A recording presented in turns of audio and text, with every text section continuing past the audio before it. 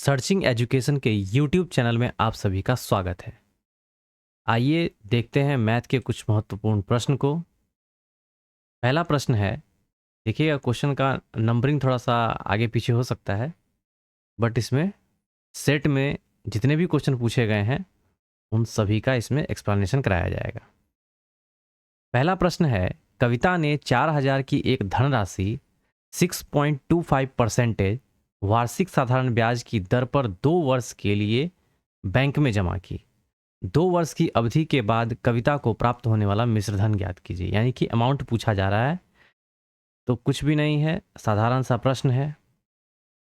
सबसे पहले आप ब्याज निकाल लीजिए, तो ये 4000 मूलधन हो गया और ये 6.25% रेट ऑफ इंटरेस्ट है और कितने साल के लिए है? 2 साल के लिए है। यहाँ से इसको कैलकुलेट कर लीजिए। ये 3 जीरो से 3 जीरो निकल जाएगा, 2 पंचे 10, 5 एकम 5, 5 दूनी 10, 5 25, 4 एकम 4, यानी कि ये हो जाएगा 500। 4 एकम 4 400 और 25 चौके 100, 100, यानी कि 400 100 500। तो ब्याज हो गया 500। मूलधन हमारा कितना है? 4000। तो टोटल कितना हो जाएगा अमाउंट, यानी कि मिश्रधन कितना हो जाएगा? मिश्रधन हो जाएगा 4500। तो इस प्रश्न का आंसर हो जाएगा ऑप्शन बी, 4500। साधारण सा प्रश्न था। अगला प्रश्न देखते हैं। सिंप्लीफिकेशन का क्वेश्चन है, ध्यान दीजिएगा। 4 तिये 12 एक 13/3। क्लियर? डिवाइड है यहाँ पे। अब जो भी यहाँ पे फ्रैक्शन में वैल्यू होगा वो क्या हो जाएगा? नीचे वाला ऊपर, ऊपर वाला नीचे आ जाएगा।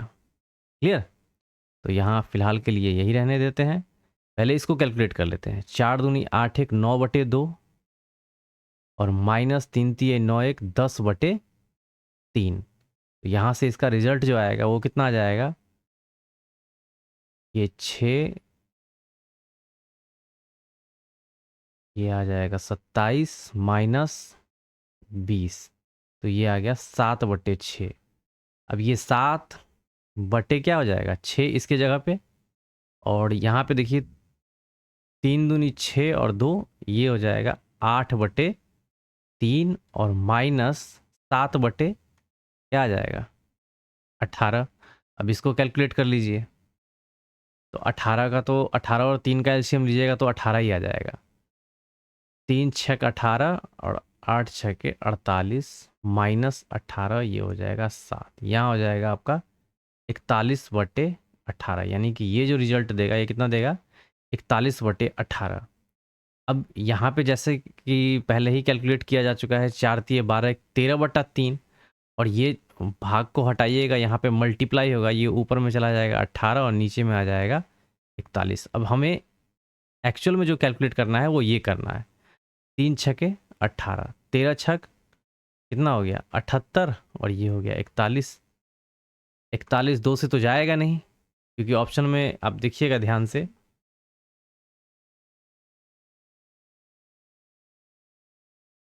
ऑप्शन में एक एक सबका पूर्णांक जो भी वैल्यू दे रखा है एक एक करके दे रखा है, तो सबका निकालना ही पड़ेगा।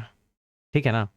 क्योंकि अगर 1 2 3 रहता तो आगे का कुछ भी वैल्यू रहे उससे कोई फर्क नहीं पड़ता है।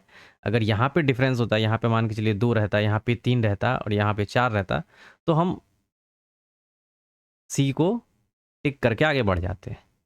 बट यहाँ पर सब में एक एक है और यहाँ एक से ही जा रहा है। देखिएगा 2 से तो जा नहीं सकता है, तो 41 ही हो जाएगा। 41 और ये 7, और ये 7 में से 4 गया 3, यानी कि 37/41, यानी कि 1.37/41 इस प्रश्न का उत्तर हो जाएगा। तो ये साधारण सा प्रश्न था, थोड़ा सा कैलकुलेटिव है। ये मैं समझाने के लिए आपको एक एक करके तोड़ तोड़ के दिखा रहा हूँ आपको। अदरवाइज जब पेपर पूछा जाता है तो आप यहाँ से इसको थोड़ा सा फास्ट कर सकते हैं, यहाँ से इसको कैलकुलेट करके इन दोनों को फास्ट करते हुए डायरेक्ट जो डाटा है, कुछ ये वाला डाटा उठा करके ये आपको ये लिखना होगा, ये लिखना होगा, और लास्ट में यहाँ पे ये कैलकुलेट करके यहाँ से आप कर सकते हैं। अगला प्रश्न देखते हैं। 10 और 22 के बीच की सभी अभाज्य संख्याओं का माध्य क्या होगा? तो देखिए 10 और 20 ज़्यादा बड़े नंबर नहीं है, तो ज़्यादा दिमाग लगाने की ज़रूरत नहीं है। अभाज्य संख्या 11, उसके बाद क्या होगा 13, उसके बाद 17 और फिर 19, 20, 21 और उसके बाद तो 22 आ जाएगा। तो यही 4 नंबर हुए और इन चारों को ऐड कीजिए। 3 1 4, 9 4 13, 13 7 20, 2 4 2 कितना हो जाएगा 6। अब इसका माध्य निकालना है, तो है कितने नंबर 1 2 3 4 नंबर है, 4 से डिवाइड कर दीजिए तो 15 चौके 60। तो इस प्रश्न का उत्तर हो जाएगा बी। तो ये साधारण सा प्रश्न था। आगे बढ़ते हैं, अगला क्वेश्चन। यदि कोई व्यक्ति अपनी सामान्य चाल की 7/8 चाल से चलता है तो वह अपने कार्यालय सामान्य समय से 20 मिनट की देरी से पहुंचता है। उसके द्वारा लिया जाने वाला सामान्य समय ज्ञात करना है। अब देखिए सामान्य चाल की 7/8 से चल रहा है और लेट हो जा रहा है 20 मिनट। अब यहाँ देखेंगे ये 8 है, ये 7 है, गैप कितने का है 1 का है, और यही 1 क्या है लेट है, तो 1 बराबर कितना आ गया 20। 1 बराबर किसके है 20 मिनट के है। अब सामान्य चाल पूछा जा रहा है, सामान्य चाल क्या हो जाएगा आपका, देखिए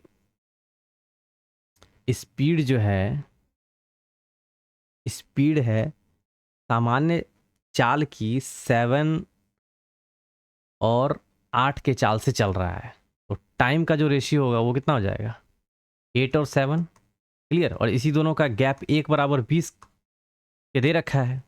अब 1 बराबर 20, तो सामान्य चाल जो होगा वो उसका कितना होगा 7 होगा, तो 7 में 20 से मल्टीप्लाई कीजिएगा तो कितना हो जाएगा सामान्य समय कितना 20 7 दूना 14, यानी कि 140 मिनट इस प्रश्न का उत्तर हो जाएगा। बढ़ते हैं, अगला प्रश्न देखते हैं। अगला भी सिंप्लीफिकेशन है, ध्यान दीजिएगा। देखिए 12 है माइनस, ये देखिए बड़ा वाला जो ब्रैकेट है यहीं तक है, तो पहले इसको कैलकुलेट करेंगे, उसके बाद इसको कैलकुलेट करेंगे और उसके बाद आगे प्रोसीड करेंगे। देखिए 3 में से 5 गया, कितना आता है -2, और ये हो जाएगा 4 दूनी 8। तो यहाँ देखिए 12 माइनस, और चूंकि यहाँ पे देखिए ये हो गया -2, 4 दूनी 8, और अपॉन में क्या है 8, 8/8, यानी कि माइनस का 1, अब माइनस माइनस प्लस, ये +1 हो जाएगा। माइनस आगे क्या है 8 और प्लस, इसको कैलकुलेट कीजिए 12 दूनी 24, 6/24, यानी कि 6 चौके 24, 1 बटे क्या आ जाएगा 4। क्लियर। इसको कैलकुलेट ही कर लेते हैं, 12 1 13, इसके जगह पे आप 13 लिख लीजिए यहाँ पे। 13 माइनस 8 प्लस 1/4, सबको कैलकुलेट कीजिएगा तो 4 आ जाएगा। 13 चौके 52 माइनस 4 32 प्लस 1, तो ये हो जाएगा 53। 53 में से 32 जाएगा तो कितना हो जाएगा 1, और 5 में से 3 गया 2/4, यानी कि ऊपर वाले का जो वैल्यू आएगा वो 21/4 आएगा। अब आगे इसको कैलकुलेट कर लेते हैं। 9 गुने 15/120, 12 दहें की 120, 15 अट्ठे 120, यानी कि 9/8। इसको कैलकुलेट लिखने की जरूरत ही नहीं है। 15/120 यानी कि 15 अट्ठे यानी कि 1/8, 9/8।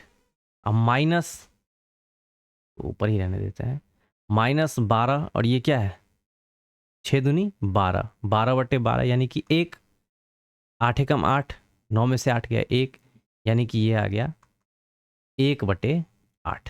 अब इसको कैलकुलेट कर लीजिए 21/4 गुने 8/1, 4 दूनी 8, 21 दूनी 42 इस प्रश्न का उत्तर हो जाएगा।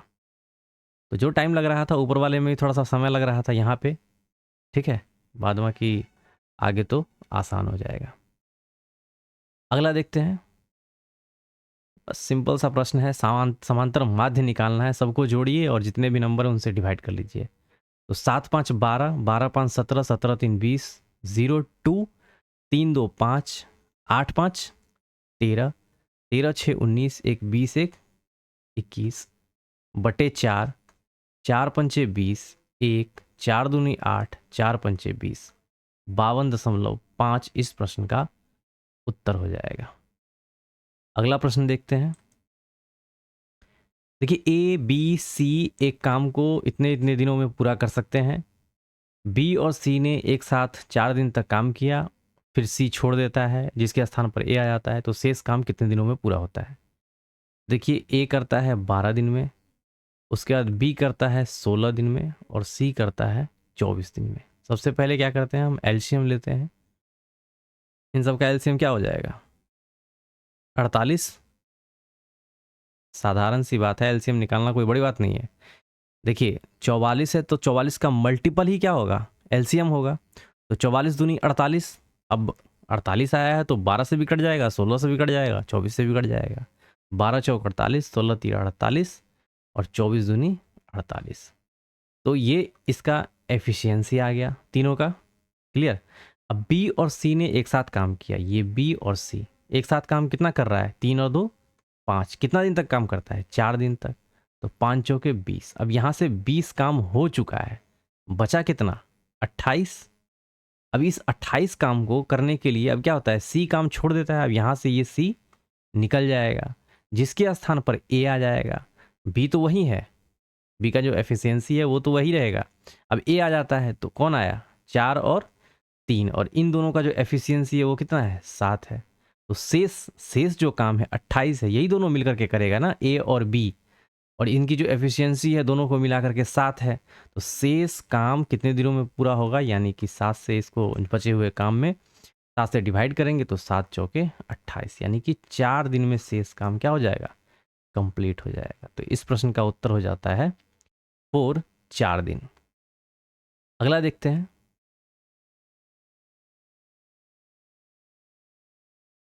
अगला प्रश्न है, ध्यान दीजिएगा। एक गोले की त्रिज्या 8 सेंटीमीटर है। एक गोला ले लेते हैं, जैसे ये एक गोला है।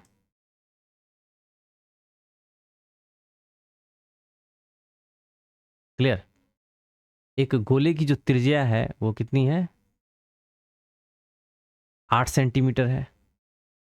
एक ठोस बेलन के आधार की त्रिज्या 4 सेंटीमीटर और ऊंचाई h सेंटीमीटर है। ठीक है, यदि बेलन का संपूर्ण पृष्ठीय क्षेत्रफल गोले के पृष्ठीय क्षेत्रफल का आधा है तो बेलन की ऊंचाई ज्ञात करना है। तो आइए एक बेलन भी बना लेते हैं, देख लेते हैं इसमें बेलन का शेप है या नहीं है।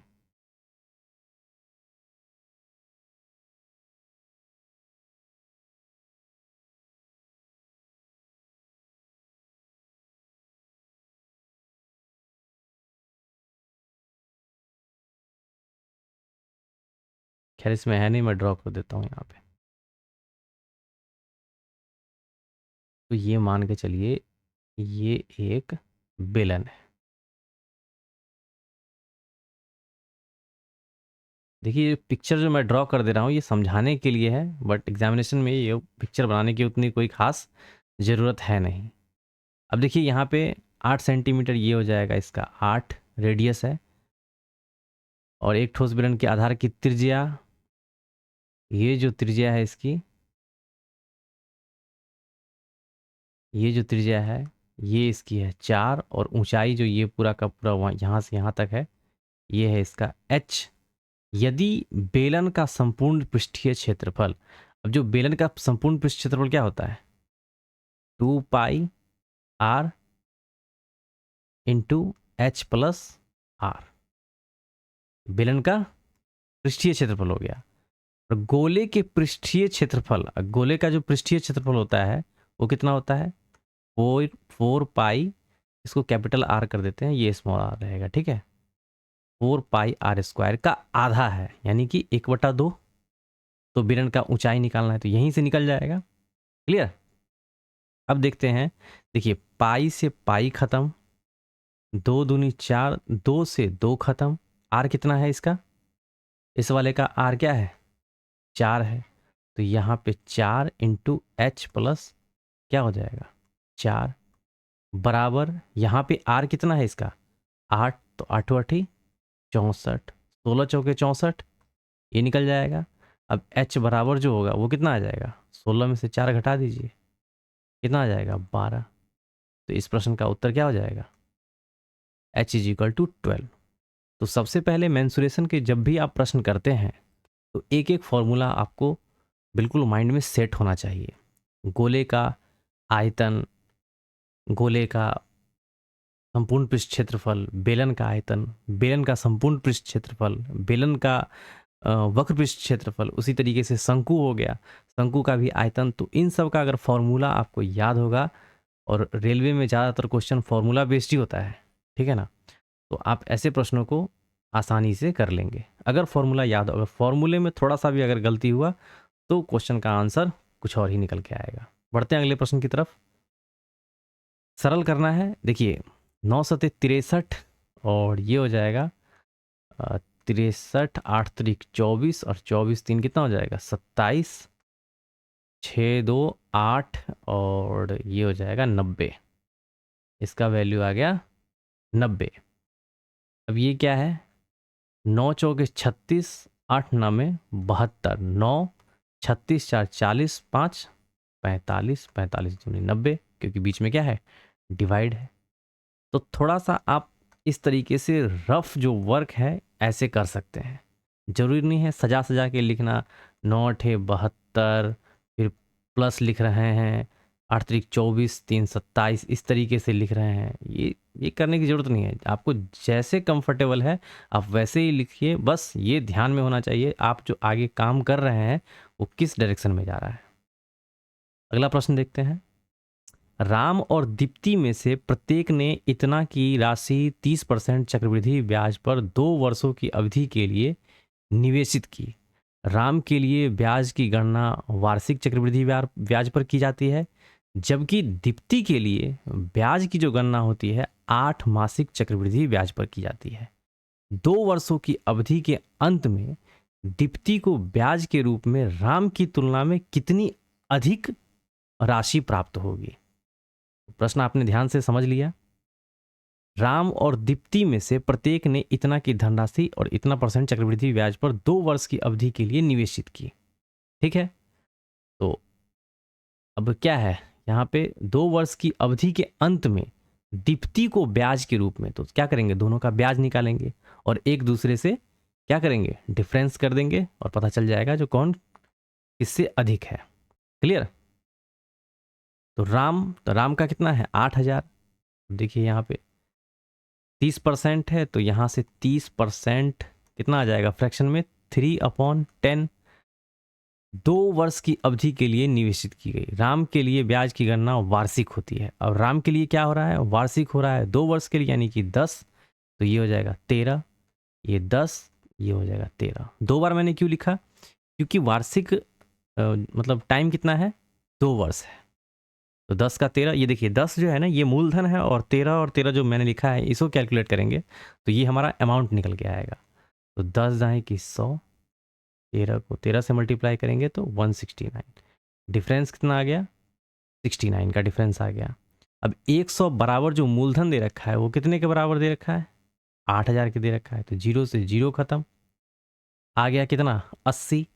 अब 80 को इससे मल्टीप्लाई करेंगे तो क्या मिलेगा हमें ब्याज मिलेगा। ब्याज कितना आ जाएगा 9 8 72 2 7 8 6 48 48 2 50 50 5 55, यानी कि ये आ गया ब्याज। ब्याज कितना आया 5520 किसका राम का। अब दीप्ति की बारी, जबकि दीप्ति के लिए ब्याज की गणना 8 मासिक चक्रवृद्धि ब्याज पर की जाती है, ठीक है। अब देखिए ये 30% है, तो 30% इससे पहले के सेट में 8 मासिक से रिलेटेड मैंने प्रश्न बता रखा है। तो हम क्या करते हैं 8 बटे क्या करते हैं 12 से इस जो भी आपका रेट ऑफ इंटरेस्ट है उसको 8 बटे 12 से मल्टीप्लाई कर देते हैं, तो ये हो जाएगा 4 दूनी 8 और 4 3 12, 3 एकम 3, यानी कि 10 दूनी कितना आ जाएगा 20। 20 क्या परसेंटेज 1/5। अब देखिए यहाँ पे 1/5 आ गया फ्रैक्शन में।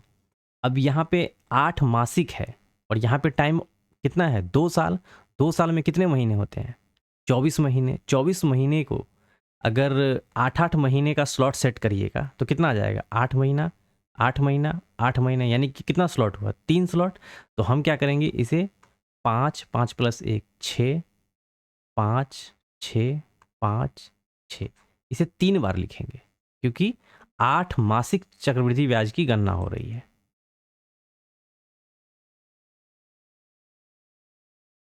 तो अब यहाँ से देख लेते हैं, 25 पंचे 125 हो जाएगा, और 6 1 36, छक्के ये हो जाएगा 216।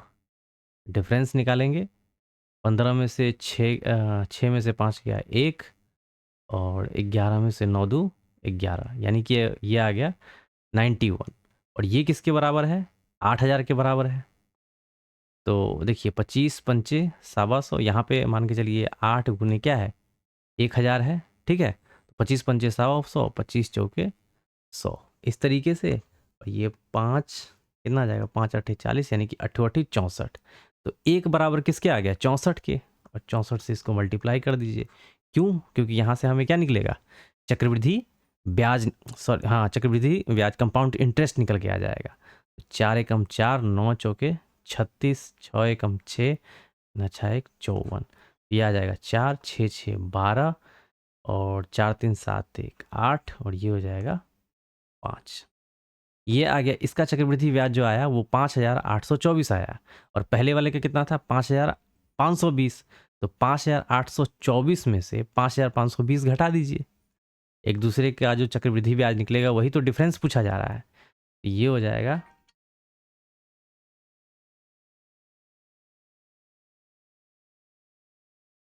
ये आ जाएगा आपका 4, और 2 में से 2 गया 0, 8 में से 5 गया 3, ये आ जाएगा 304 रुपीज़ में इसका डिफरेंस निकल के आएगा।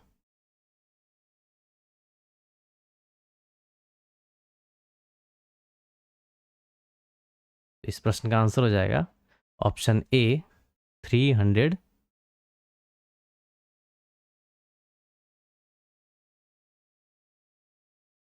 304। फिर से मैं एक बार समझा देता हूँ कॉन्सेप्ट क्या है। चक्रवृद्धि ब्याज दोनों का निकालना है। राम जो है, राम का जो टाइम है, ये गणना और चक्रवृद्धि ब्याज की जो गणना हो रही है वो वार्षिक हो रही है, और दीप्ति की जो हो रही है ये 8 मासिक हो रही है। ये आपको पता होना चाहिए, 30 × 8/12। क्लियर, ये चीज़ यहाँ से आपको निकालना होगा, क्योंकि 8 मासिक पे लग रहा है। छमाही पे लगता है तो कैसे निकालते हैं, छमाही पे टाइम को 2 पार्ट में डिवाइड करते हैं।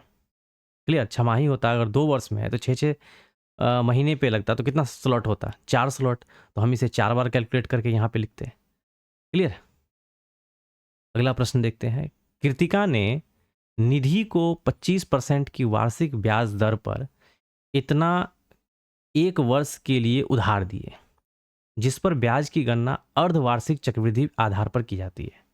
अब देखिए यहाँ पे अर्धवार्षिक पूछा गया, 1 वर्ष के लिए बोला जा रहा है, तो 1 वर्ष में कितना हो जाएगा, 6 महीने का स्लॉट, 2 बार उसको कैलकुलेट करेंगे। निधि द्वारा भुगतान किए जाने वाले ब्याज की गणना करना है। अब देखिए यहाँ पे आ गया 25%। अब देखिए यहाँ पे 25% है, अर्धवार्षिक है, तो 2 से डिवाइड करेंगे। क्लियर, अब 2 से क्यों डिवाइड कर रहे हैं, क्योंकि 25 गुने 2/12, सॉरी छमाही लग रहा है ना, 6 महीने पे अर्धवार्षिक, तो 6/12 2, इसीलिए हम 2 से डिवाइड कर रहे हैं। तो ये लिखने की आवश्यकता नहीं है, इतना ये सब लिखने का जरूरत नहीं है। तो यहाँ से 2 से इसको क्या करेंगे, डिवाइड करेंगे। 2 से डिवाइड करेंगे तो कितना आ जाएगा, 12.5%, 12.5%। और इसको फ्रैक्शन में कर लीजिए, 12.5% 0 0, एक और हटाइएगा तो 0, 25 पंचे 125, 25 चौके 100, 0 5 8 40, 1/8। तो इतना लिखने की जरूरत नहीं है, इतना समझाने के लिए लिखाया जा रहा है। अदरवाइज 25% का आधा हो जाएगा 12.5%, और 12.5% फ्रैक्शन में कितना होता है, 1/8। क्लियर, अब 8 है, अर्धवार्षिक है, टाइम कितना है, 1 वर्ष, तो 1 वर्ष में 2 6 महीने का, तो 8 से 9, फिर 8 से 9, 2 बार इसे लिखेंगे, 8 8 64 64 हो जाएगा आपका मूलधन और 81 हो जाएगा आपका मिश्र धन। और इन दोनों का डिफरेंस जो होगा वो चक्रवृद्धि ब्याज होगा। 11 में से 4 गया, 7 4 11 और 7 में से 6 गया, क्या हो जाएगा 1। अब 64 बराबर किसके, 64 1 2 3 के, तो 64 से 64 खत्म। यहाँ कितना हुआ 1 2 1000। अब बोला क्या जा रहा है, निधि द्वारा भुगतान किए जाने वाले ब्याज, इसको 1000 से मल्टीप्लाई कर दीजिए क्योंकि ब्याज पूछा जा रहा है। इसका आंसर हो जाएगा 17,000। इस प्रश्न का उत्तर हो जाएगा ऑप्शन डी 17,000। अगला प्रश्न देखते हैं। देखिए सिंप्लीफिकेशन है, ठीक है ना, बोर्ड मास का यहाँ पे रूल लगेगा। अब देखिए प्रश्न में ऐसा कुछ नहीं दे रखा है जो लगभग में पूछा जाना है, एग्जैक्ट ही वैल्यू दे रखा है डेसिमल वाला, और एग्जैक्ट यहाँ पर मैं आंसर भी देखिएगा तो आप एग्जैक्ट निकाला हुआ है तो आपको कैलकुलेट करना ही पड़ेगा। तो जो सम वाले हैं उनको एक साथ लिख दीजिए, प्लस वाले हैं एक साथ लिख लीजिए, और माइनस वाले को एक साथ, तो एक ही माइनस वाला है सबको ऐड कर लीजिए। यहाँ पे 81.7100 और ये हो जाएगा 198.0020, ये हो जाएगा 9.0900 और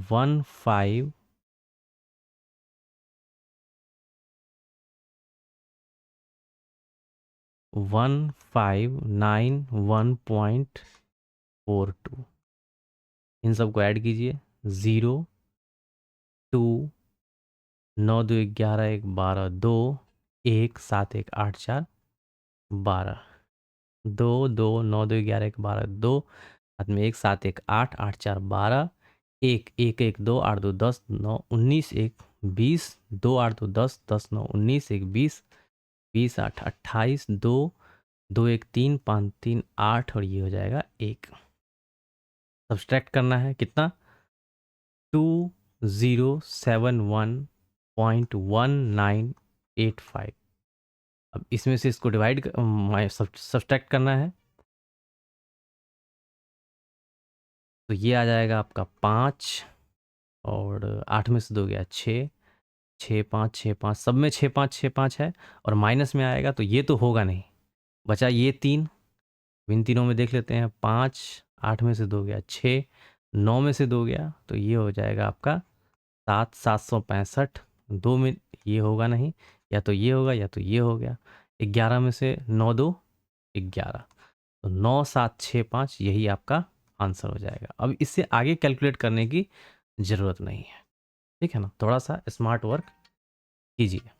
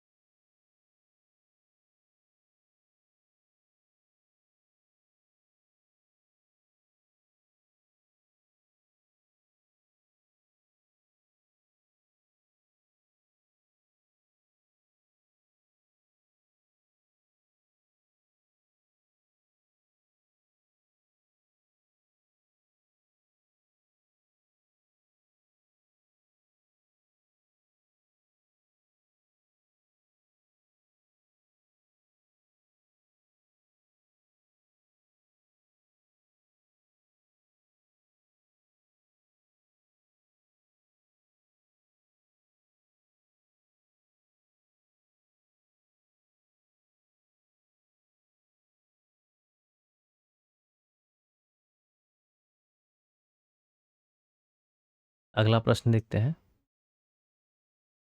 यदि sine theta is equal to 4/5 है और 0 degree is less than theta and theta is less than 90 degree, तो इसका वैल्यू आपको निकालना है।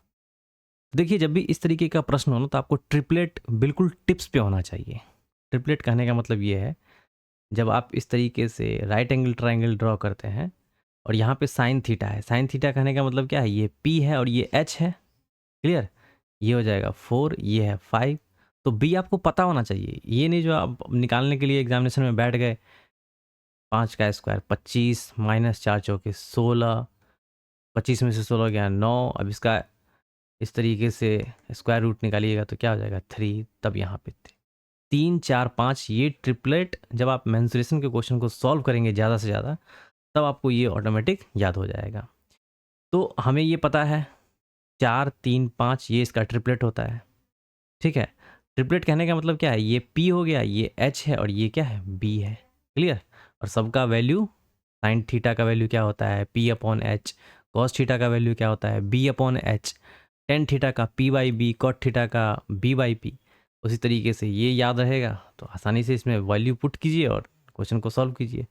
3 into tan theta P upon b, यानी कि 4/, क्या हो जाएगा 3, माइनस 5 गुने आधार बट्टे कर्ण, यानी कि 3/5, अपॉन 3 इंटू आधार बट्टे कर्ण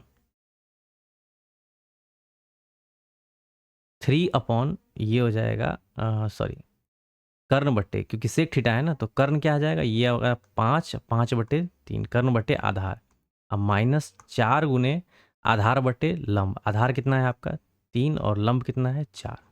ये 5 से 5 खत्म, 3 से 3 खत्म, 3 से 3 खत्म, 4 से 4 खत्म।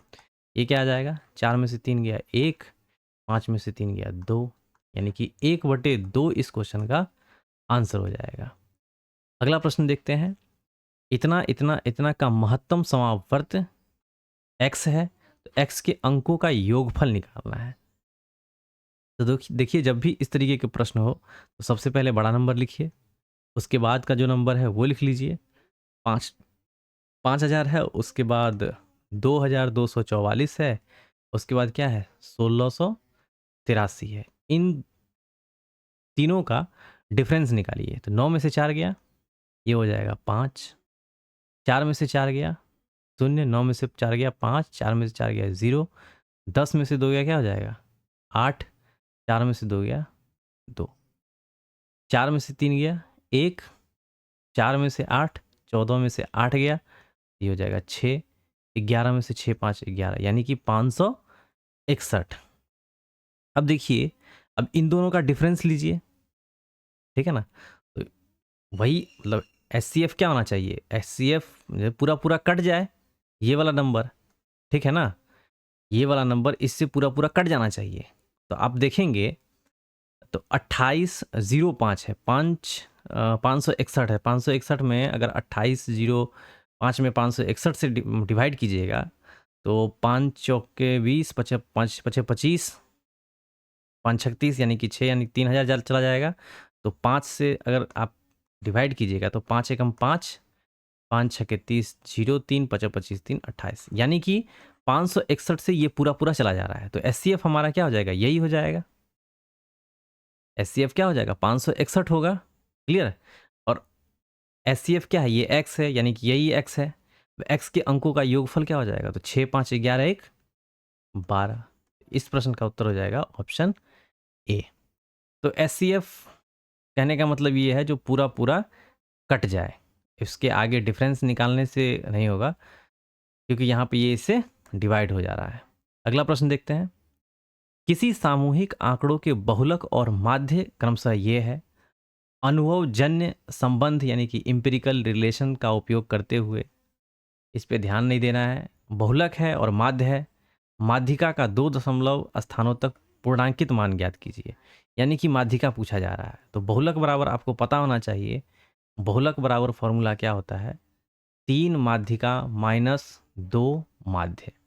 बहुलक क्या दे रखा है 27.5, माध्यिका हमें निकालना है, और 2 माध्य कितना दे रखा है 28.5। अब यहाँ से 27 0.5 में हमें क्या ऐड करना होगा? 28 दूनी 56 एक 57, यानी माइनस का इधर बराबर के इधर ले आएंगे तो ये क्या हो जाएगा? अब यहाँ पे 3 मल्टीप्लाई में है, 3 इसमें भी 3 से डिवाइड कर दीजिए, इसमें भी 3 से डिवाइड कर दीजिए, इसमें कीजिएगा तो ये आपका आ जाएगा 19। तो जो भी वैल्यू होगा 19 से बड़ा ही होगा, तो 19 से बड़ा होगा तो ये भी हो सकता है, ये भी हो सकता, ये तो होगा नहीं, ये भी हो सकता है, ये भी हो सकता है। क्लियर? ये भी हो सकता है। अब यहाँ पे देखिएगा 3 9 में 27, यहाँ तो सीधा सीधा दिख रहा है 19 से ज़्यादा बड़ा है, तो 3 9 में 27, 19 से 1 20 8 28, तो क्लियर हो गया। आगे चेक ही नहीं करना, ये नहीं होगा, ये नहीं होगा, ये नहीं होगा, यही होगा 19 से 1 20 8 28। तो 27 भी नहीं होगा क्योंकि 27 और 28 दोनों आसपास में है। अब आप कहिएगा यहाँ पर मैं ये भी तो हो सकता है, क्यों नहीं होगा? तो 19 से 20 20 8 28, तो 28 से ज़्यादा ही होगा, तो आगे डेसिमल वाला कैलकुलेशन करने का जरूरत नहीं है। 28.17 इस प्रश्न का उत्तर होगा। अगला प्रश्न देखते हैं। शुभम ने वार्षिक परीक्षा में 600 में से इतना अंक प्राप्त किया। कितना? 600 में से इतना अंक प्राप्त किया। परीक्षा में उसके द्वारा प्राप्त अंकों का प्रतिशत क्या होगा? कितना है? 345। कितना में प्राप्त किया? 600 में।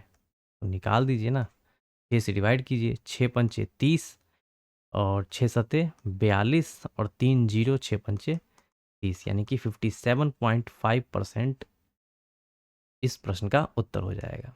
अगला प्रश्न। रुचिरा को एक कार्य 22 दिनों में पूरा करना था।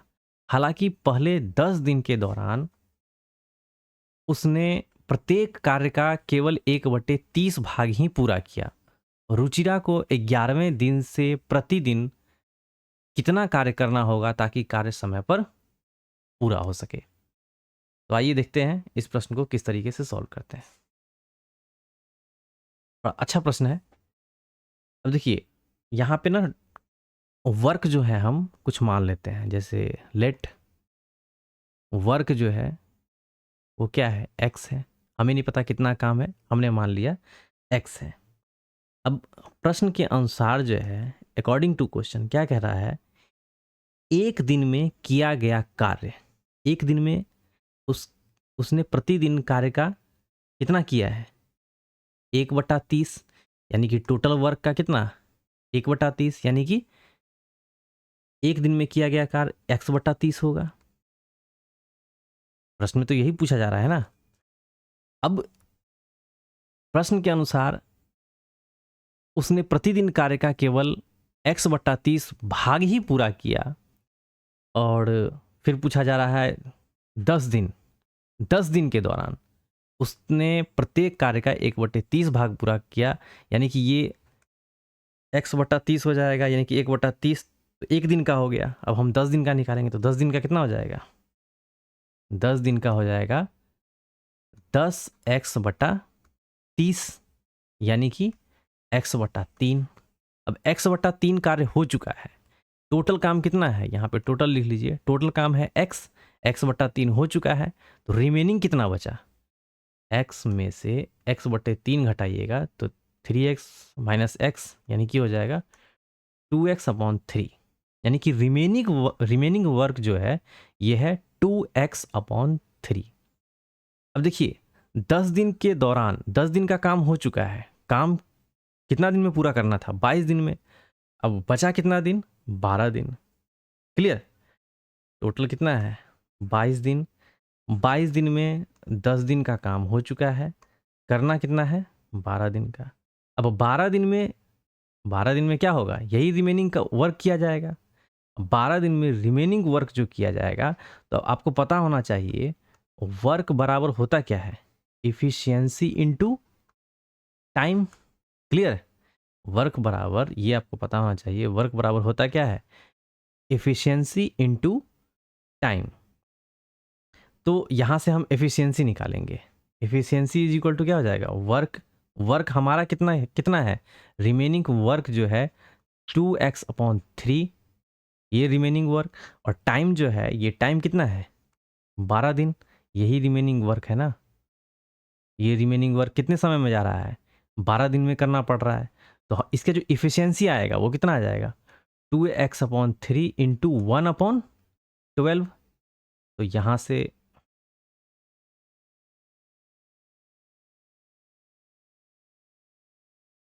से इसको कैलकुलेट कर लीजिए। 2 छक 12 यानी कि x बटे 36 18। तो रिमेनिंग वर्क जो है हमारा, यहाँ क्या बोला जा रहा है, रुचिरा को 11वां दिन से प्रतिदिन कितना कार्य करना होगा ताकि कार्य समय पर पूरा हो। तो 11वें दिन से प्रतिदिन रुचिरा को 1/18, यहाँ पे जैसा कि निकला है प्रश्न का आंसर जो निकला x/18 यानी कि 1/18 काम का कितना 1/18 भाग जो है प्रतिदिन किया जाएगा, तो कार्य जो है समय पर पूरा हो जाएगा। तो ये थोड़ा सा प्रश्न है, अच्छा प्रश्न है, इसको थोड़ा सा ध्यान से समझिएगा। यहाँ से टोटल वर्क ये हमने मान लिया, क्लियर। और यहाँ से प्रश्न के अनुसार आगे प्रोसीड करेंगे और जो रिमेनिंग वर्क है, रिमेनिंग वर्क पे ही हम आगे कैलकुलेट कर लेंगे। ये आप अच्छे से ध्यान रखिएगा। अगला प्रश्न देखते हैं। यदि 8 अंकीय संख्या कुछ इस तरीके से है, 11 से विभाज्य। 11 से विभाज्यता का नियम क्या होता है, तो 2 + 6 + 3 + a, 5 + 1 + 9 + 4, इन दोनों का डिफरेंस क्या होना चाहिए, या तो 11 का मल्टीपल या तो 0। तो 6 2 8, 8 3 11, 11 plus what a is equal to 5 1 6, 9 6 15, 15 4 19। a का वैल्यू क्या आ जाएगा, 19 में से 11 गया 8। इस क्वेश्चन का आंसर क्या आ जाएगा 8। बेसिकली क्या है, ये इसके बराबर में इसको करना है। तो 11 में क्या जोड़ें कि 19 के बराबर में आ जाए, तो 8 जोड़िएगा तो 11 इसके बराबर में आ जाएगा। दिए गए विकल्पों में से कौन सा वह लगभग निकटतम मान है, तो लगभग है तो यहाँ देखिए ये 6 है और ये कितना है 15 1 16, ये हो जाएगा 16। नीचे 3.95 है यानी कि 4 है, प्लस 2.99 यानी कि 3 इंटू ये है 7, ये हो जाएगा 4। 7 21, 21 6 27, 27 में से 4 गया 23। अगला प्रश्न देखते हैं। 4 किलोमीटर प्रति घंटा की चाल से चल रहा एक लड़का किसी वर्गाकार मैदान को विकर्णतः 36 सेकंड में पार करता है। तो हम क्या करते हैं, एक वर्ग बना लेते हैं।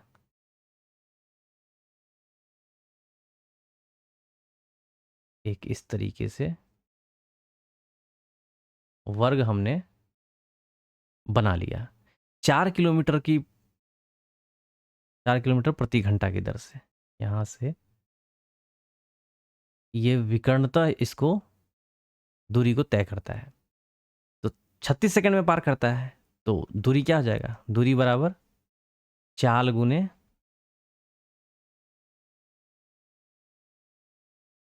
समय, 18 दूनी 36, 5 चौका 20 दूनी, यानी कि ये हो जाएगा 40 मीटर। अब 40 मीटर क्या हो जाएगा, इसका डिस्टेंस हो गया। तो मैदान का क्षेत्रफल पूछा जा रहा है, तो हमें क्या निकालना है, ए। विकर्ण बराबर क्या होता है, √2 इंटू ए बराबर 40, यानी कि ए का वैल्यू आ गया 40/√2। और ए स्क्वायर करेंगे तो ये एरिया आ जाएगा, क्योंकि ए का वैल्यू निकल गया ना, और स्क्वायर का जो एरिया होता है ए स्क्वायर होता है, यानी कि ये हो जाएगा 40 गुने 40 बट्टे क्या हो जाएगा 2, 2 20 दूनी 40, 4 दूनी 8, यानी कि इस क्वेश्चन का आंसर हो जाएगा 800। अगला प्रश्न देखते हैं। एक वर्ग का क्षेत्रफल इतना है, वर्ग की प्रत्येक भुजा का माप ज्ञात करना है। तो आप ध्यान से देखेंगे, ये क्या है, ये इस तरीके से ax² + bx + c है, क्लियर। अब यहां से आप देखिए, तो ऑप्शन को आप ध्यान से देखिएगा, ऑप्शन को ही आप स्क्वायर कर दीजिए, क्योंकि हमें भुजा का माप निकालना है। तो ये भुजा दिया हुआ है, इसका स्क्वायर कीजिएगा तो ये आपका एरिया निकल के आएगा। अब पहले वाले ऑप्शन को ध्यान से देखेंगे, तो 81x², ये तो सही है। अब ये पे क्या है, b की जगह पे 2 है, 2 का स्क्वायर कीजिएगा तो कितना आ जाएगा, 2 दूनी 4। तो c की जगह पे 4 है क्या, नहीं, तो ये ऑप्शन होगा नहीं। अगला देखते हैं। अगले को इसको खोलिएगा, है ना, तो ये 2 से 2 यहाँ पे कट जाएगा, तो 9x हो गया, अब प्लस 2 दूनी 4। अब ये इस तरीके से लिखा जाएगा 9x + 4। अब ये जो भुजा है इसको खोलिए, इसका स्क्वायर कीजिए, तो 81x², अब प्लस ये क्या हो जाएगा 4 चौके 16, यानी कि यही हमारा क्या हो जाएगा, प्रश्न का आंसर हो जाएगा। आगे भी चेक कर लेते हैं, तो 2 से 2 खत्म, यहाँ पे 2 आएगा, तो जब यहाँ वाला नहीं हुआ तो यहाँ वाले का कैसे इसको 16 हो जाएगा, 2 का स्क्वायर कीजिएगा तो 4 आएगा, यहाँ भी 2 का स्क्वायर कीजिएगा तो क्या आ जाएगा 4 आ जाएगा, तो ये भी नहीं होगा। अब यहाँ से देख लेते हैं, तो 9 × 81 x² बटे 2 दूनी 4 का x², अब प्लस क्या हो जाएगा ये 2। अब इसको आप कैलकुलेट भी करते हैं, अगर फ्रैक्शन का यहाँ पे दिया हुआ है 9/2 है, इसको भी कैलकुलेट कीजिएगा तो नीचे में डिनोमिनेटर में कुछ ना कुछ तो आएगा, और यहाँ पे डिनोमिनेटर में कुछ है नहीं, ये भी नहीं होगा, तो हमारा आंसर क्या हो जाएगा, ये बी हो जाएगा। इसको ऑप्शन से मतलब आप क्वेश्चन को इजीली सॉल्व कर पाएंगे। अगला प्रश्न देखते हैं। एक व्यक्ति इतना इतना इतना की चाल से इतना और इतना इतना की दूरी तय करता है, तो एवरेज स्पीड दिया हुआ है, तो के का वैल्यू यानी कि इसका वैल्यू निकालना है। तो average speed is equal to क्या होता है, total d by total t. Total d कितना हो गया, टोटल यानी कि डिस्टेंस 250, 50 300, 301 420, और बट्टे समय बराबर क्या होता है, दूरी बट्टे चाल। दूरी कितना है 250, 250 बट्टे पहला दूरी जो है 50 किलोमीटर प्रति घंटा की रफ्तार से तय की जा रही है, तो 250 बट्टे 50 यानी कि 5 प्लस 120 बट्टा के, ये हम क्या निकाल रहे हैं, ये समय निकाल रहे हैं, समय बराबर दूरी बटे चाल, और ये कितना है, दूरी कितना है 50, और 25 25 दूना 50 यानी कि आ गया 2। तो देखिए यहाँ पे 42 एकम 42 10 5 2 7 यानी कि 7 प्लस 120 बटे के बराबर 10, यानी कि 120 बटे के बराबर 3, 3 चौके 12, देयरफॉर के इज इक्वल टू क्या आ जाएगा 40 किलोमीटर प्रति घंटा, यानी कि के का जो वैल्यू पूछा गया 40 किलोमीटर प्रति घंटा इस प्रश्न का उत्तर हो जाएगा। अगला है, मान लीजिए n वह छोटी से छोटी संख्या है जिसे इतना इतना से विभाजित करने पर प्रत्येक स्थिति में शेषफल 1 प्राप्त होता है, और n जो है ना, वो जो हमने n निकाला इतना से विभाज्य है, तो n के अंकों का योग ज्ञात करना। सबसे पहले हम क्या करते हैं, इन सब का एलसीएम निकाल लेते हैं। अब ये नहीं है जो एलसीएम आप इस तरीके से 15 25 35 40 और फिर 42 लिख करके इस तरीके से करने बैठ गए, है ना, ये प्रोसेस नहीं करना है। अब यहाँ पे देखिए 15 है, 25 है, 35 है, 40 है और 42 है, इतना तो आप लिख सकते हैं। 15 का है 3 × 5, क्लियर। 25 का है 5 × 5, यानी कि इसको आप ऐसे लिख सकते हैं 5 का स्क्वायर। अगला है 5 × 7, और अगला क्या है 40, 5 × 2 दूनी 4 दूनी 8, 2 का क्यूब और ये 5, 7 × 2 × 3। आप इतना तो आप आसानी से लिख सकते हैं, क्लियर। 5 × 15, 5 25, 7 5 35, 5 × 2 के पावर में 3 और 7 × 2 × 3। अब जो बड़ा वैल्यू है, हम बड़ा मतलब कहने का मतलब जो अधिक बार है हम उसको लिख लेते हैं। तो यहाँ देखिए 5 कितने बार है, सबसे ज़्यादा 5 कितना है 25, 2 बार है, 25 को हमने लिख लिया। उसके बाद देखिए 2 कितनी बार है, 2 सबसे ज़्यादा 3 बार है, तो 2 दूनी 4 दूनी 8, हमने ये भी लिख लिया। उसके बाद 3 एक ही बार है, मैक्सिमम 1 3 ही बार है, तो हमने 1 3 लिख लिया। 7 देखिए यहाँ कितनी बार है, मैक्सिमम 1 ही बार है, तो 7 लिख लिया। यानी कि कितनी बार मतलब एक संख्या में कोई भी डिजिट कितनी बार है उसे हमें यहाँ पे लिखना है। अब देखिए 25 8 ये हो गया 200, 7 21, 21 दूनी ये हो जाएगा 4200। तो एलसीएम जो हमें निकला वो 4200। ये समझाने के लिए मैं इतना लिख पा रहा हूँ, अदरवाइज ये सब लिखने की ज़रूरत ही नहीं थी। माइंड में ये सब चीज़ करके आप इजीली यहाँ से एलसीएम निकाल सकते हैं। तो एलसीएम निकालने का तरीका मैंने बतला दिया। 4200 हो गया। अब अकॉर्डिंग टू क्वेश्चन क्या कह रहा है, ये 4200 प्रत्येक स्थिति में एक शेषफल प्राप्त होता है, यानी कि 4200 के +1 तब ये क्या होता है, ये जो n है 271 से पूरा पूरा डिवाइड हो जाता है।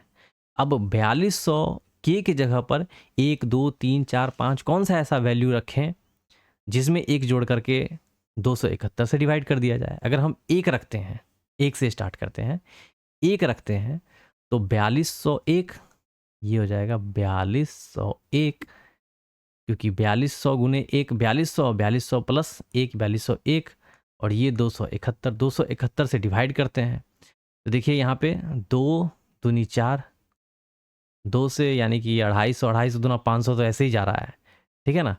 तो 2 से तो जाएगा नहीं, 1 से जाएगा, तो ये हो जाएगा 271। 10 में से 1 गया 9, 11 में से 7 4 11, 3 में से 2 गया 1, ये हो जाएगा 1। अब यहाँ देखिए 2 7 14, 7 250 है ना, 2.5, और ये 1500 के आसपास में है, 3 पचे 15, ज़्यादा हो जाएगा, तो यहाँ जाएगा 2 7 14 6, 6 से करके देखिए 6 कम 6 छक 42, 4 6 दूना 12, 4 16, 6 से भी नहीं जाएगा, तो अब 5 से करके देखिए, वैसे भी ये डिवाइड तो होने वाला है नहीं, ठीक है ना। 5 से करके देखते हैं, 5 कम 5 7 पचे 35, 3 5 दूना 10 3 13, तो वैसे भी तो ये जा नहीं रहा है, तो हम एक नहीं लेंगे, अब एक की जगह पर क्या लेंगे, अब 2 लेंगे, तो 42 गुने 2 यानी कि 42 गुने 4200 गुने 2 यानी कि 8000 कितना हो जाएगा, 400, 8401 हो जाएगा। अब यहाँ से इसको कैलकुलेट करते हैं, 4200 के जगह पे हमने रखा 2, तो 42 दूनी 8400, 8400 में एक जोड़ा तो 8401 आ गया। अब 8401 में हम क्या करेंगे, फिर चेक करेंगे 271 से। अब 271 यानी कि ये हो जाएगा 250, 25 तिया 75, 3 से चला जाएगा, 3 एकम 3, 7 तिये 21, 2 3 दूना 6 2 8, 813। अब 4 से जा नहीं सकता है, 4 से 840 से बड़ा नंबर आ जाएगा। 10 में से 3 गया 7, और 3 में से 1 गया 2 1, यानी कि ये 271 एकम 271, यानी कि ये नंबर जो है 8401, ये पूरा पूरा क्या हुआ, 271 से डिवाइड हो गया। अब ये रहा n नंबर। अब क्वेश्चन क्या पूछा जा रहा है, ध्यान दीजिएगा, रिजल्ट क्या है 8401। हमें जो रिजल्ट आया 8401 आया, तो यही n के अंकों का योग पूछ रहा है, तो 8 4 12, 12 1 क्या हो जाएगा, 13, इस प्रश्न का उत्तर हो जाएगा। अगला प्रश्न देखते हैं, के वह बड़ी से बड़ी संख्या जिससे इतना इतना इतना से विभाजित करने प्रत्येक स्थिति में प्राप्त शेषफल बराबर होता है, के अंकों का गुणनफल क्या होगा। अब एचसीएफ निकालना है और उनका जो भी अंक होगा उनका आपस में क्या करना है, गुना करना है। तो एचसीएफ निकालने का सबसे बड़ा पहले वैल्यू जो है वो ले लेंगे 7 8 2 5 7, उससे छोटा जो होगा वो रखेंगे 4 7 5 2, उसके बाद 2 9 9 2, इन दोनों का डिफरेंस लेंगे तीनों का, 5 में से 2 गया 3, क्लियर, 5 में से 2 गया 3 हो जाएगा, और 12 में से 7 5 12, 7 में से 7 0, 7 में से 4 3,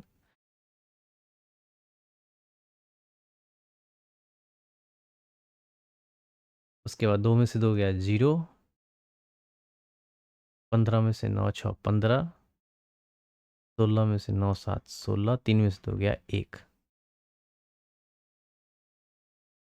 अब यहाँ पर देखिएगा इन दोनों का क्या इससे कट जा रहा है,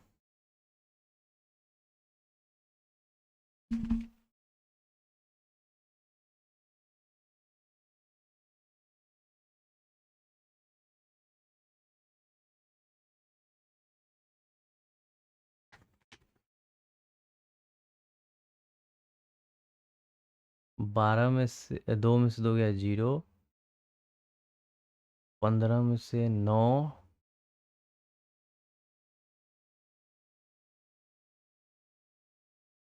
7 8 2 5, 4 7 5 2 2 2 2 9 9, यहाँ पे 6 होगा, माफ़ कीजिएगा, ये थोड़ा सा लिखने में यहाँ पे जो है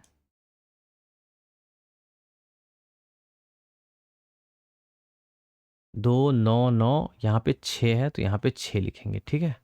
अब डिफेंस कीजिए, 5 में से 2 गया 3, क्लियर। ये 12 में से 5 7 5 12, और 7 में से 7 गया 0, और ये हो जाएगा आपका 7 में से 4 गया 4 3 7, यानी कि 3073। 12 में से 6 6 12, 14 में से 9 5 14, और 16 में से 9 7 16, 3 में से 2 गया 1, 1756 हो जाएगा, क्लियर। अब इसमें 1756 से डिवाइड कीजिए, तो 17 एकम 17 डिवाइड करना है और एचसीएफ निकालना है। तो यहाँ से आप इस तरीके से निकाल सकते हैं इसको, यहीं पे करना स्टार्ट कर दीजिए। 17 बार मतलब अलग लिखने की ज़रूरत नहीं है। 1756, 17 दूना 34 बड़ा हो जाएगा 1700, ये हो जाएगा 56। 1756, 13 में से 6 गया तो कितना हो गया 7 6 13,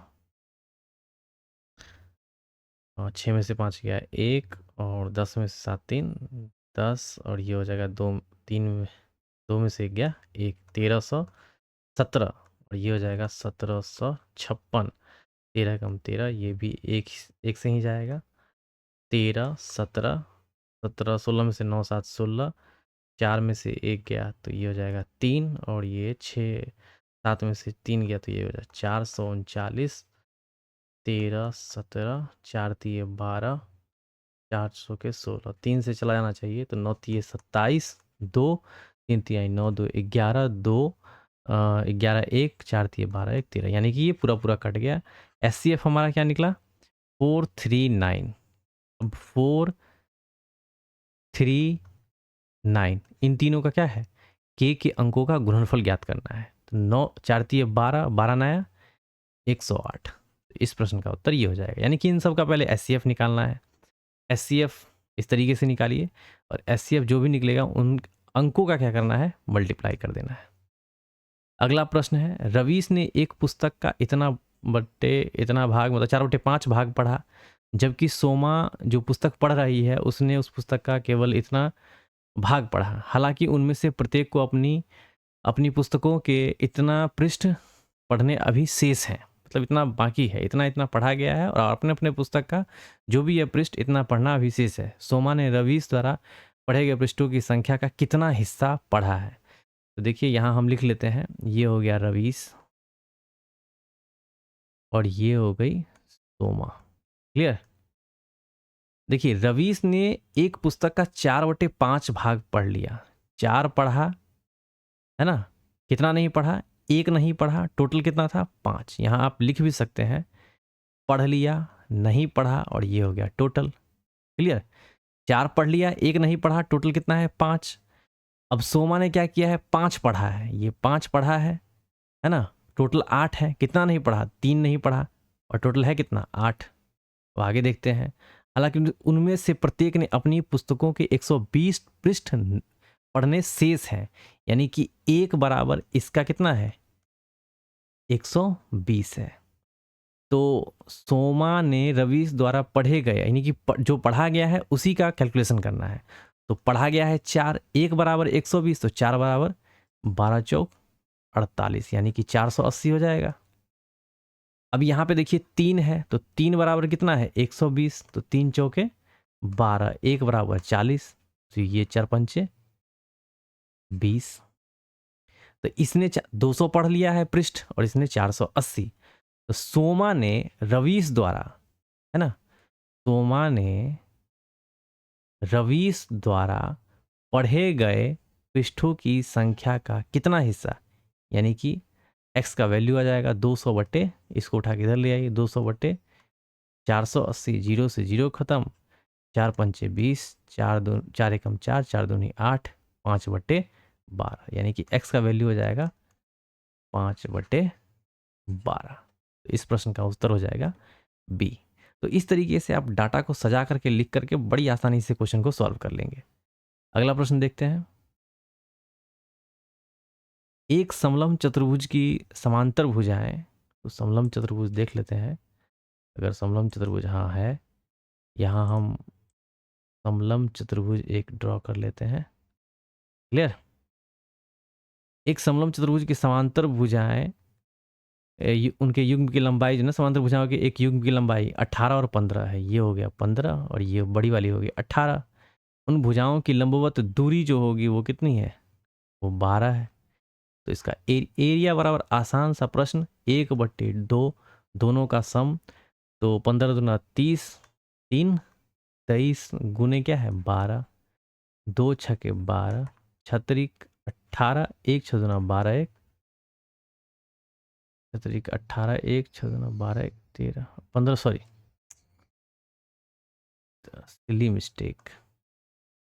15 दूना 30, 3 33 होगा और ये हो जाएगा आपका 12, है ना।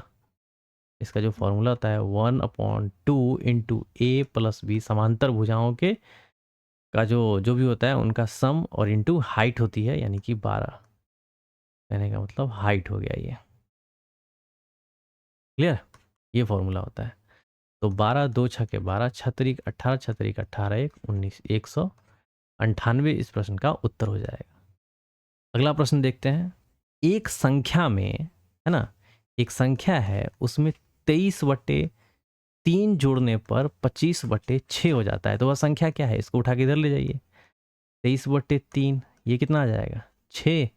6 25 माइनस 3 दूना 23 दूना 46, 6 16, 6 में से 5 गया 1, 4 में से 2 गया 2/6, 3 सते 21, क्योंकि ये ज़्यादा है ये कम है, ठीक है, और निगेटिव में आएगा। 3 सते 21, 3 दूनी 6, यानी कि -7/2 इस प्रश्न का उत्तर हो जाएगा। अगला प्रश्न देखते हैं। राम और रहीम के पास कुल इतना है। यदि राम की धनराशि का 1/3 रहीम की धनराशि के 2/5 के बराबर है। राम की, है ना, राम की धनराशि का 1/3 रहीम की धनराशि का 2/5 के बराबर है, तो रहीम के पास कितना धनराशि है? तो इनका रेशियो निकाल लीजिए। Ram upon Rahim is equal to 3 दूनी 6/5, ये हो जाएगा 6, ये हो गया 5, 6 5 दोनों का सम 11, 11 बराबर 121 जीरो के, इसके 11 11 है 21 से, यानी कि 1 बराबर हो जाएगा 110। 1 बराबर 110 के बराबर हो गया, तो रहीम का पूछा जा रहा है। 11 पचे 55, 550 इस क्वेश्चन का आंसर हो जाएगा। अगला है एक आयत का विकर्ण इतना है। अब एक आयत ड्रॉ कर लेते हैं।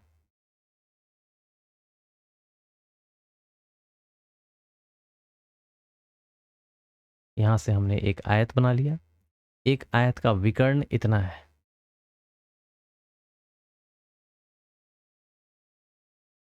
विकर्ण हो गया 53। इसका जो एरिया है यानी कि LB है वो कितना है? 1260 है। तो आयत का परिमाप यानी कि 2 इंटू L प्लस बी पूछा जा रहा है। तो देखिए जब विकर्ण होता है ना, विकर्ण क्या होता है? L प्लस बी का अंडर रूट, यही तो होता है ना, under root L² plus B² is equal to 53। विकर्ण ये होता है और विकर्ण दिया हुआ है इतना। तो यहाँ से L² प्लस B² का वैल्यू क्या आ जाएगा? 53 गुने 53। इस इधर स्क्वायर लगा दीजिए, इधर भी स्क्वायर लगा दीजिए, तो ये स्क्वायर से ये खत्म। तो L² प्लस B² और 53 का क्या हो जाएगा स्क्वायर? 3 3 15, 5 15, 5 15, 15 दूना 30, 0 5 25 1, 3 3 9, 5 15, 5 15, 15 दूना 30, 0 3 5 25 3 28, ये हो जाएगा 2809। अब L² plus B² is equal to 2809 आ गया। अब एक चीज़ आपको पता है, L प्लस बी का होल स्क्वायर क्या होता है? L² plus B² plus 2 into LB। अब ये हमें निकालना है। क्लियर? और ये दिया हुआ है कितना? 2809। 2LB, LB कितना है? 1260। 1260 का 2 गुना, तो 1260 कितना हो जाएगा? 2 से मल्टीप्लाई, क्योंकि एल बी का वैल्यू इतना दे रखा है और 2 एल बी निकालना है, तो ये हो जाएगा 2 शून्य, है ना, और 6 दूनी 12, 1, 12 दूना 24, 1 25, 2520, 12 दूना 24, 2400, 2520। अब इन दोनों को सम ऐड कर दीजिए, तो ये हो जाएगा 9, ये 2, और ये हो जाएगा 8, 5, 13, 3, 2, 2, 4, 1, 5। ये हो गया 53, 29। अब हमें एल प्लस बी निकालने के लिए क्या करना होगा, इसका रूट निकालना होगा, स्क्वायर रूट। अब 53, 29 का स्क्वायर रूट निकालने के लिए आप यूनिट में देखेंगे तो 9 है, तो ये 9 किसका आता है, कौन सा ऐसा नंबर है जिसका स्क्वायर करने पे 9 आता है, तो नंबर होता है 3।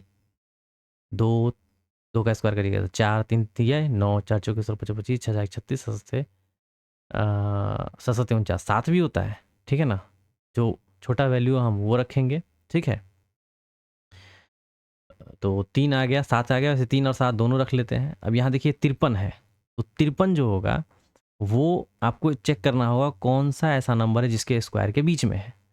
तो आप चेक करेंगे तो ये है 7, 7 7 49 और 8 8 64, यानी कि 7 का स्क्वायर, है ना, और 8 का स्क्वायर, बड़ा वाला नंबर तो लेना नहीं है, तो क्या करेंगे 7 लेंगे, तो ये 7, जो छोटी वैल्यू होगी वही हमारा क्या होगा, उस क्वेश्चन का आंसर हो जाएगा, यानी कि स्क्वायर रूट जो हम निकालते हैं उसका ये आंसर हो जाएगा। 73 का ये क्या हो जाएगा, स्क्वायर हो जाएगा 5329। अगर नहीं आपको क्रॉस चेक करना है तो 73 को 73 से मल्टीप्लाई करके देख लीजिए, 3 3 जा 9, 7 21, 7 21, 21 दूना 42, तो 2 आ गया, क्लियर, तो आगे बढ़ना ही नहीं है, तो ये हो जाएगा 73। अब यहाँ पे 73 है, 73 का 2 गुना, क्योंकि 2 एल प्लस बी निकालना है, 73 दूनी 146, 3 दूनी 6, 7 दूनी 14, क्लियर। तो इस प्रश्न का उत्तर हो जाएगा 146। अगला देखते हैं, किसी व्यक्ति को एक कुर्सी इतना में बेचकर इतना का लाभ होता है, तो कुर्सी का क्रय मूल्य, साधारण सा प्रश्न है, सीपी बराबर होता क्या है, 2858.77 इंटू 100 अपॉन 127, क्लियर। अब आप देखिएगा यहाँ से 0 0 हटाइएगा, ये तो खत्म ही हो गया। अब इसमें 127 से डिवाइड करना है, तो देख लीजिए यहाँ पे ये क्या है, डेसिमल है, ध्यान दीजिएगा, 1 नहीं है, तो 127 यहाँ रखते हैं, तो 12 दूना 24, 13 दूना 26, 260, 200 चला जाएगा, 7 दूनी 14, 4 1, 12 दूना 24, 1 क्या हो जाएगा 25, तो 2 2 सब में है, ठीक है, आगे भी प्रोसीड करेंगे। 5 में से 4 गया 1, 8 में से 5 गया 3, ये हो जाएगा 8। अब आगे देखिए 1 1 है, 2 2 है, तो 1 1 तो होगा नहीं क्योंकि 2 से चला जाएगा, 3 से भी नहीं होगा, ठीक है ना, 3 से बड़ा नंबर हो जाएगा बाई ऑप्शन, ठीक है ना, तो ये नहीं होगा, ये नहीं होगा। अब ये हो सकता है, ये हो सकता है, तो यहाँ 2 से करेंगे तो 254, 8 में से 4 गया 4, 11 में से 5 गया 6 5 11, खत्म। अब ऊपर से क्या आएगा, ऊपर से आएगा 7। अब यहाँ से देखेंगे तो देखिए दोनों में 5 5 है, तो यहाँ तो 5 आराम से आएगा ही आएगा, ठीक है, ध्यान दीजिएगा। 7 5 35, 5, अच्छा यहाँ पे आप देखेंगे तो ये 7 है, ठीक है, और यहाँ पे 7 है, तो 7 है, किससे मल्टीप्लाई करेंगे तो 7 है, क्योंकि वैल्यू तो हमें एग्जैक्ट चाहिए, तो 7 को 1 से मल्टीप्लाई करेंगे तो हमें क्या मिलेगा, 7 मिलेगा यूनिट डिजिट पे। तो आप यहाँ से इसको भी निकाल सकते हैं, इतना कैलकुलेट करने की ज़रूरत ही नहीं थी, क्योंकि 7 को कोई ऐसा नंबर हो, यहाँ पे 0 हो, यहाँ पे 0 रहता तभी तो 7 0 0 इस तरीके से, मतलब कोई भी ऐसा नंबर रहता जिसे मतलब ये डिवाइड करते तो हमें क्या मिलता, 0 मिलता, तो ये हो सकता था। लेकिन यहाँ पे क्या है, 7 है, यहाँ पे 7 है, यूनिट डिजिट पे क्या है, आना चाहिए, 1 आना चाहिए, तो यहाँ से भी हमारा आंसर आ सकता था, ठीक है। अदरवाइज आगे कैलकुलेट कर ही लेते हैं, 7 5 35 5 3, 12 5 60, 3 कितना हो जाएगा 63, 7 2 1 और लास्ट में आया 7, 127 से कम 127, तो हमारा सीपी क्या निकल के आया 2251। अगला प्रश्न देखते हैं, 8 पेनों को 75 में बेचने पर एक दुकानदार को इतना की हानि होती है। देखिए इस तरीके का प्रश्न जब भी हो तो क्वांटिटी ऊपर में लिखते हैं और उसका वैल्यू नीचे लिखते हैं, और जो भी होता है उसका लाभ या हानि कुछ भी है तो उसको क्या करते हैं, जैसे हानि है तो हानि हो जाएगा 25 घट जाएगा 100 में से तो 75, इसके बराबर में। अब दूसरे का क्या पूछ रहा है, क्वांटिटी ही पूछ रहा है, तो हमें नहीं पता क्वांटिटी क्या है, और नीचे में उसका वैल्यू दे रखा है तो 372, और आगे जो हमारा होगा प्रॉफिट या लॉस होगा, कितना हो रहा है प्रॉफिट 24% का, तो ये हो जाएगा 124। अब यहाँ से इसको कैलकुलेट कर लीजिए, 75 से 75 कट गया, 4 4 दूनी 8, 4 तिये 12, 4 एकम 4, 31 एकम 31, 31 6, 31 दूना 62, 2 एक्स का वैल्यू क्या आ जाएगा 12 गुने 2, 12 दूनी 24। तो अगले का जो क्वांटिटी होगा वो कितना होगा, 24% लाभ प्राप्त करने के लिए उसे 372 में 24 पेन क्या करना होगा, सेल करना होगा। अगला प्रश्न देखते हैं।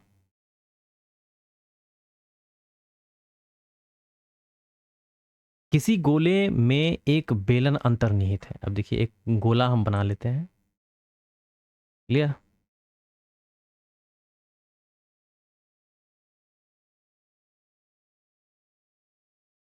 ये मान के चलिए गोला है, और इसमें क्या है, एक बेलन है।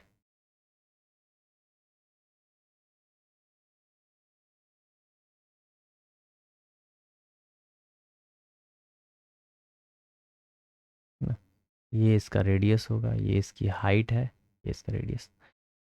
किसी गोले में एक बेलन अंतर्निहित है। गोले की त्रिज्या और गोलन की त्रिज्या है ना, गोले की जो त्रिज्या है, मान के चलिए गोले की जो त्रिज्या होगी वो आर होगी, है ना। ये यहाँ से यहाँ हम सेंटर से इस तरीके से ले लेते हैं,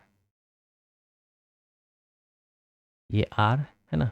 गोले की जो त्रिज्या है बेलन की ऊंचाई का, बेलन की ऊंचाई मान के चलिए एच है, एच का यानी कि 5/6 है, तो आर बटे एच बराबर 5/6, आर का 5 और ये 6, यानी कि इसका जो वैल्यू होगा ये हो जाएगा 5x या 5 कुछ भी मान सकते हैं, और एच जो है ये आपका 6 है, तो एच पूरा का पूरा ये 6 है, तो ये हो जाएगा 3, ये हो जाएगा 3, तभी तो पूरा का पूरा हाइट क्या है 6 है। अब ये 3 3 इसका रेडियस मत समझ लीजिएगा, ठीक है ना।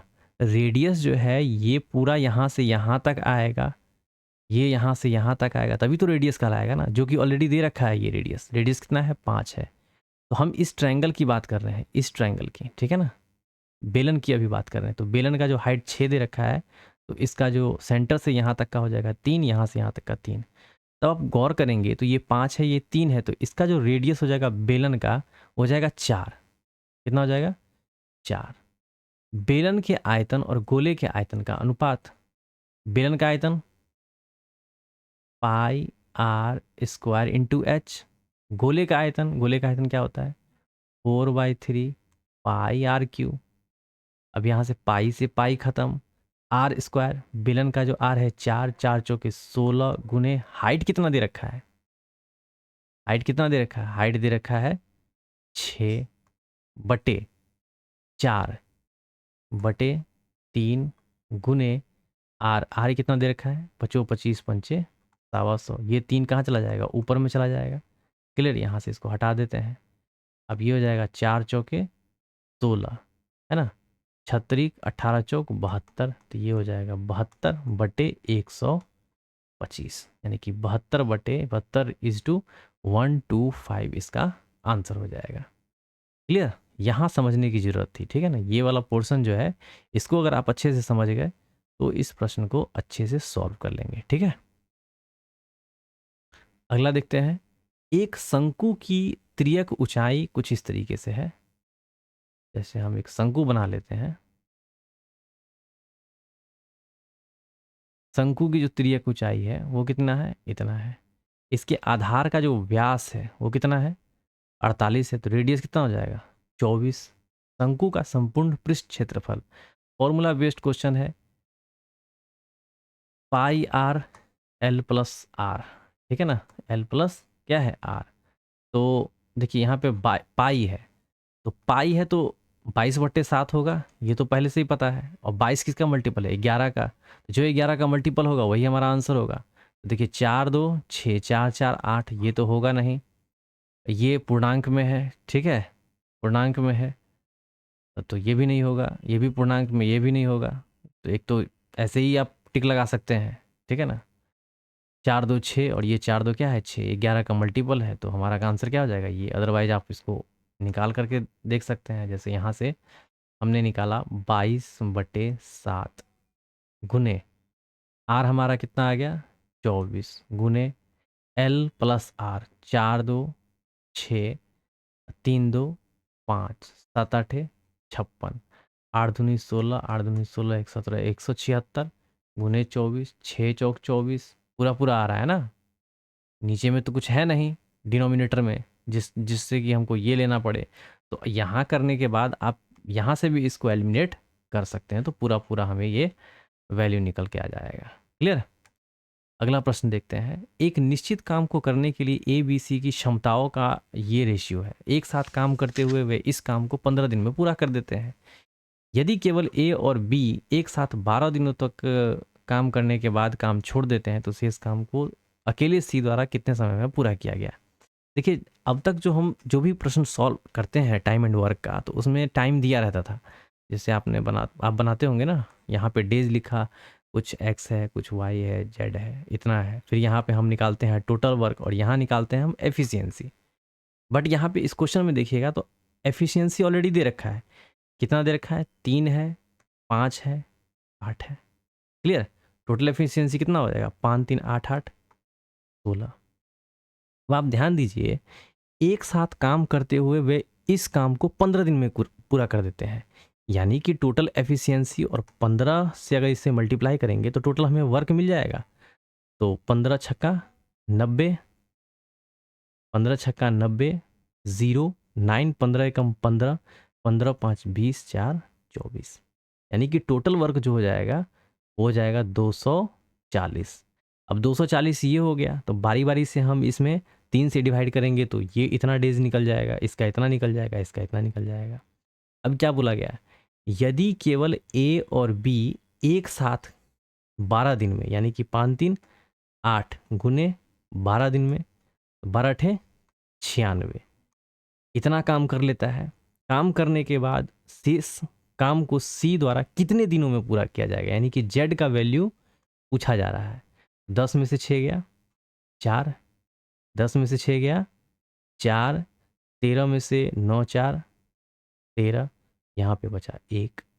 अब क्योंकि ए और बी तो हो चुका है, बचा कौन 8, 8 एकम 8, 8 6 14, 8 8 64। यानी कि जेड जो काम करेगा, यानी कि सी, ये हो गया ए, ये हो गया बी और ये हो गया सी। सी जो काम करेगा वो कितना करेगा 18 दिन में इस काम को कंप्लीट कर लेगा। क्लियर। तो इस प्रश्न को इस तरीके से, मतलब पहले ऐसे से ऐसे जाते थे, इस क्वेश्चन में ऐसे से ऐसे जाना है, बस यही अंतर है। अगला प्रश्न देखते हैं। उस समद्विबाहु त्रिभुज, एक त्रिभुज ले लेते हैं यहां से,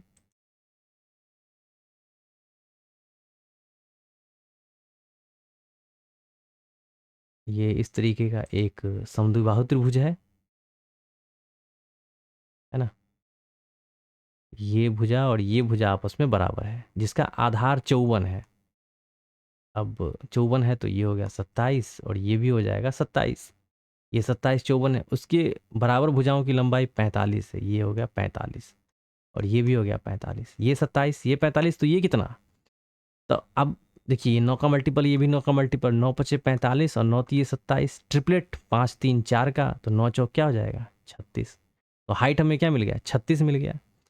इसका इस ट्राइंगल का, इस टाइप के जो ट्राइंगल होते हैं उनका एरिया क्या होता है 1/2 into base into height. Base कितना है 54, हाइट कितना है 36, 2 18 दूनी 36, 18 चौक 72, 2 7 18 पंचे 90 और 90 7 97, 972 इस प्रश्न का उत्तर हो जाएगा। अगला है, दी गई संख्या k से 10 कम है, दी गई संख्या k से 10 अधिक है और दी गई संख्या k से 38 अधिक है, वितत समानुपात में है, यानी कि कंटिन्यूड प्रोपोर्शन में है, तो दी गई संख्या k ज्ञात करना है। देखिए इस तरीके के प्रश्न को k से 10 कम है, है ना, और एक है k से 10 अधिक है, और तीसरा जो है k से 38 अधिक है। इस तरीके के प्रश्न को सॉल्व करने के लिए जैसे पहला टर्म है, दूसरा टर्म है, तीसरा टर्म है, तो ये बटे ये और ये बटे ये बराबर कर देते हैं। k माइनस 10 बटे k प्लस 10 बराबर k प्लस 10 बटे k प्लस 30। इन दोनों को बराबर करेंगे, क्रॉस मल्टीप्लाई करेंगे और k का वैल्यू आ जाएगा। अब क्या कर सकते हैं आप? स्मार्ट वर्क में आप ऑप्शन से जाइए। अब ऑप्शन में एक एक ऑप्शन उठा करके k में पुट कर दीजिए। अगर k का वैल्यू 50 रखते हैं तो देखिएगा 50 में से 10 गया, ठीक है ना, थोड़ा सा समय लगेगा, लेकिन ये दोनों को स्क्वायर कर क्रॉस गुना करके उसके बाद कैलकुलेट करना वो थोड़ा सा टफ हो जाएगा, ठीक है ना। ये उससे फास्ट है। 50 में से 10 गया, कितना हो जाएगा? 40, और ये हो जाएगा 60।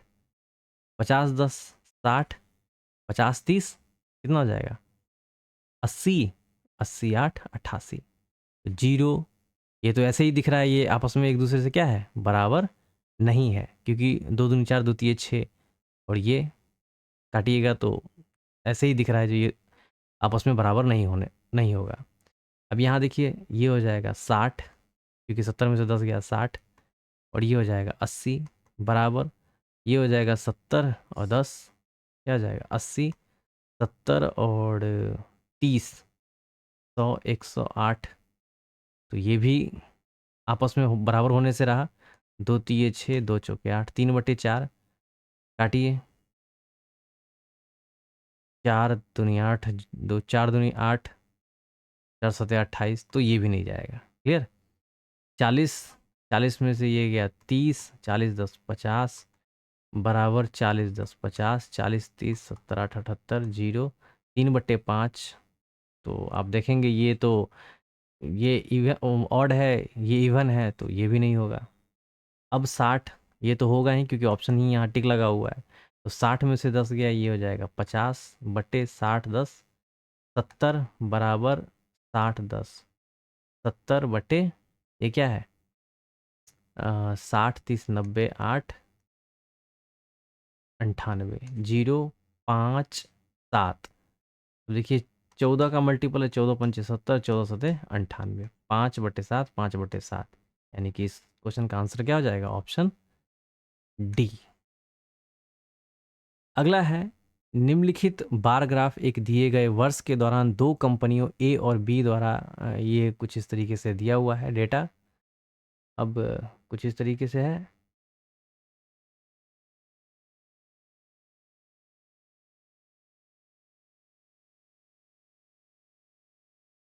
संदर्भ है ना, ये सैलरी है, फिर उसके बाद टैक्स है, ट्रांसपोर्ट है, इंफ्रास्ट्रक्चर है, दोनों कंपनियों द्वारा, है ना, जो भी दोनों कंपनी है, कंपनी ए और कंपनी बी, ब्लू कलर का जो है ए कंपनी है और रेड कलर का कंपनी बी है, दोनों कंपनियों द्वारा कुल मिलाकर वेतन पर किया गया व्यय, है ना, ये सैलरी पर किया गया व्यय, यानी कि दोनों कंपनी द्वारा सैलरी पर किया गया व्यय, उनके द्वारा कुल मिलाकर इंफ्रास्ट्रक्चर, इंफ्रास्ट्रक्चर ये रहा, इंफ्रास्ट्रक्चर का 1 2 3 4, तो ये हो जाएगा, ये इंफ्रास्ट्रक्चर का ये हो जाएगा। कुल मिलाकर इंफ्रास्ट्रक्चर पर किए गए व्यय के लगभग कितने प्रतिशत के बराबर है? क्लियर?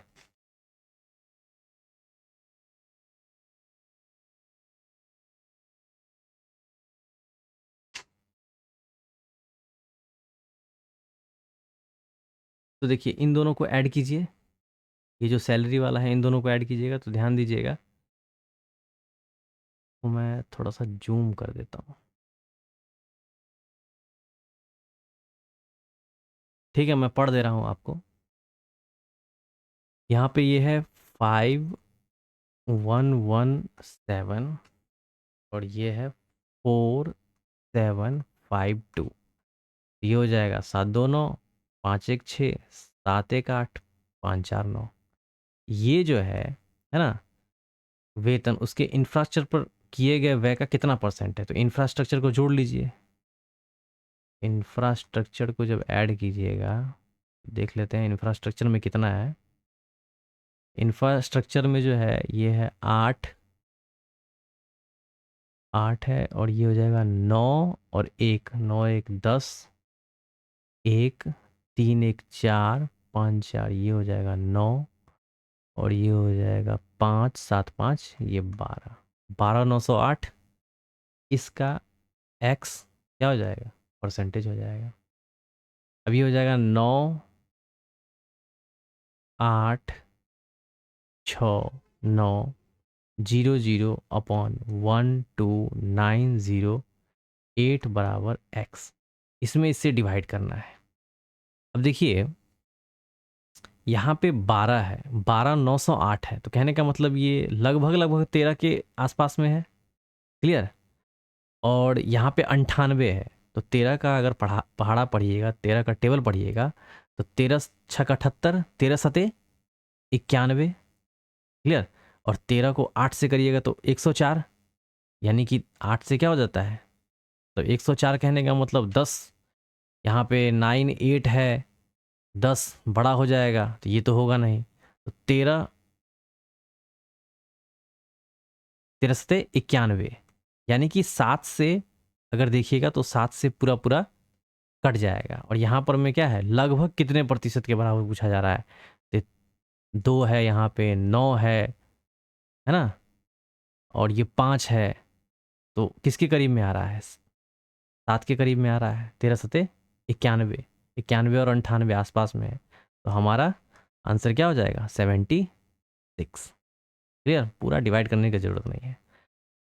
तो ये कुछ महत्वपूर्ण प्रश्न थे। क्लियर। टोटल प्रश्न जो थे 37 प्रश्न थे इस सेट में। आपको एक्सप्लेनेशन कैसा लग रहा है कमेंट सेक्शन में ज़रूर बताएं। ये जो पेपर